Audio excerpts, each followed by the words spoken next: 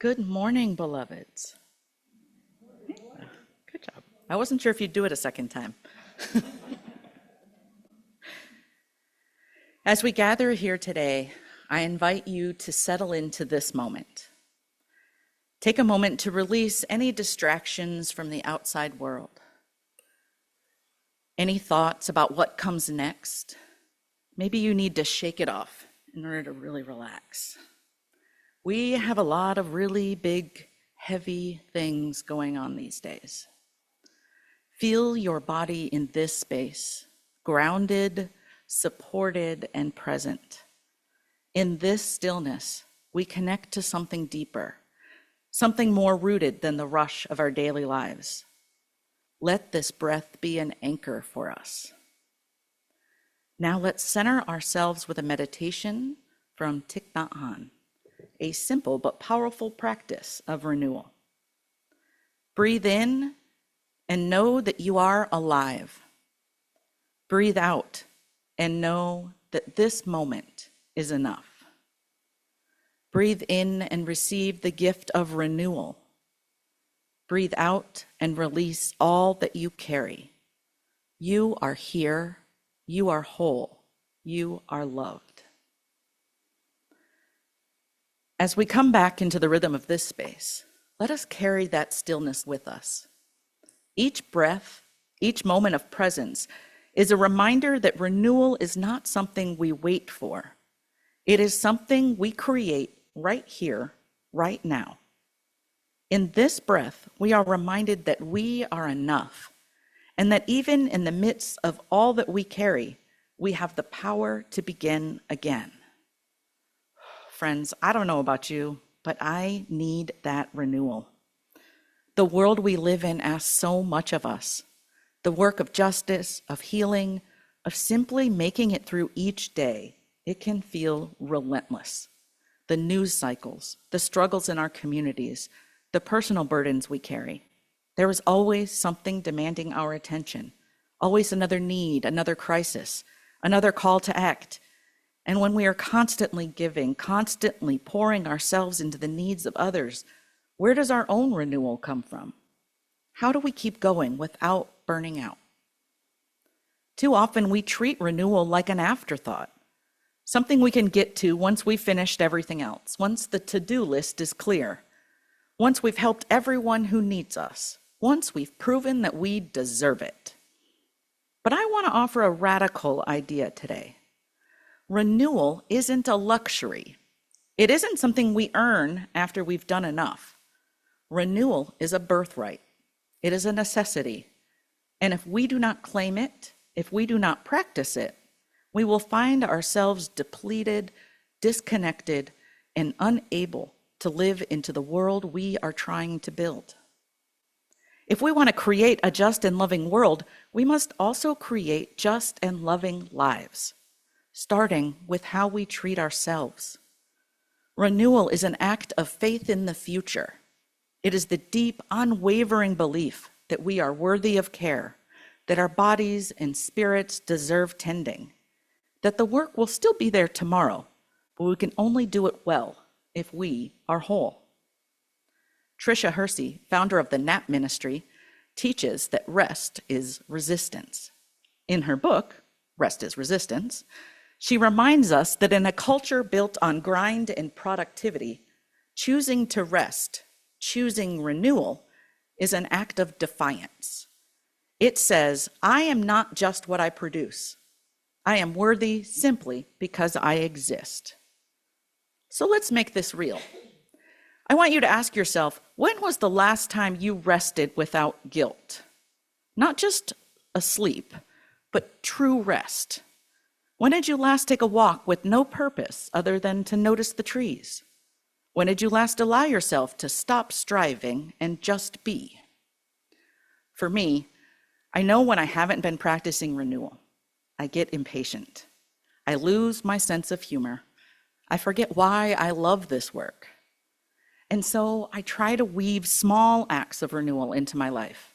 A pause before answering an email, a moment to stretch and breathe between meetings, a cup of tea at the end of the day, that isn't multitasking with something else. These little acts matter. Renewal doesn't always have to be grand. It doesn't require a vacation or weeks off, though if you have that, take it. It can be a quiet moment of stillness, a choice to step away when the weight of the world feels heavy. It can be something as simple as choosing to close your eyes for a few moments and let the world move around you while you remain still. And yet so many of us struggle with allowing ourselves this grace. We have been taught that busyness is proof of worth, that exhaustion means we're doing enough. But beloveds, we were never meant to live like that.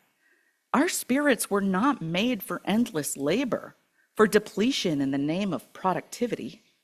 Rest is not just resistance, it is restoration. It is remembering who we are outside of what we do.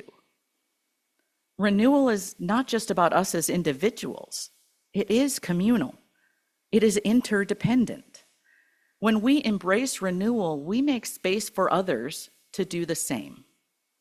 Robin Wall Kimmerer, in The Serviceberry, writes about gift economies, about how in nature life is built on reciprocity.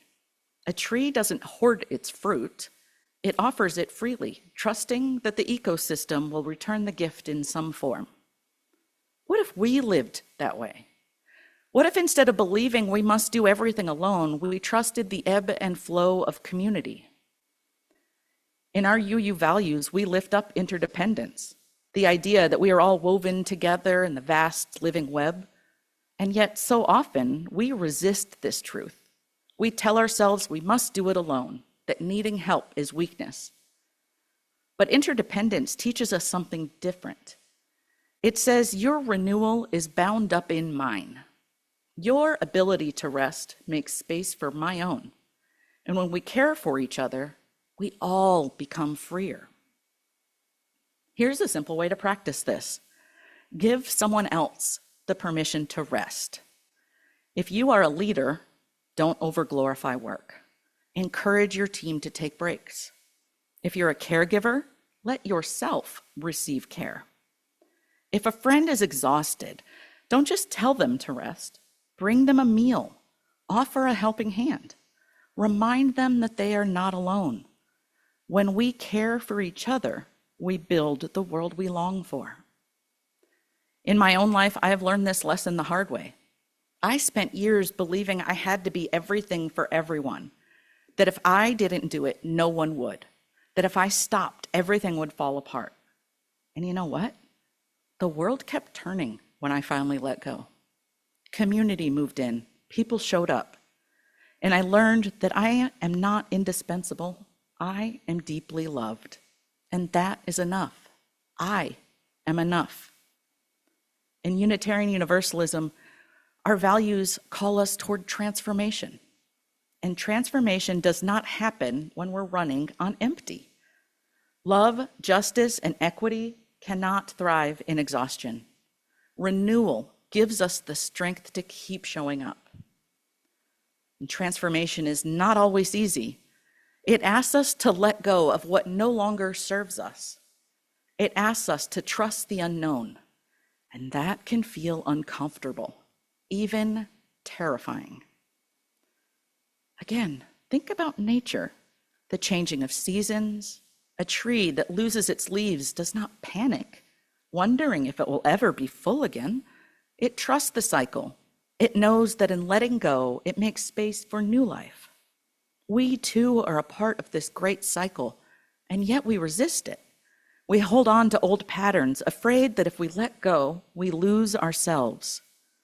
But what if renewal is not about losing, but about becoming, about making room for something deeper, truer, more aligned with who we are becoming?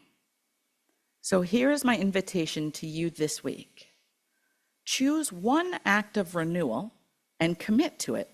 Just one. Maybe it's setting your phone down and watching the sunset. Maybe it's a full night's sleep without an alarm. Maybe it's saying no to something that drains you and yes to something that fills your spirit.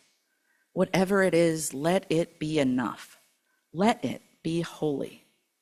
And if guilt creeps in, as it often does, remind yourself rest is not selfish. Renewal is not indulgent. It is necessary. It is sacred. Beloveds, renewal is not an afterthought. It is the foundation of our work, of our relationships, of our shared liberation. We are building a world rooted in justice, equity, transformation, and love. And that means we must build lives that are sustainable, lives that make room for joy, lives that honor our deep need for rest. So let us practice renewal, not as a reward, but as a sacred right.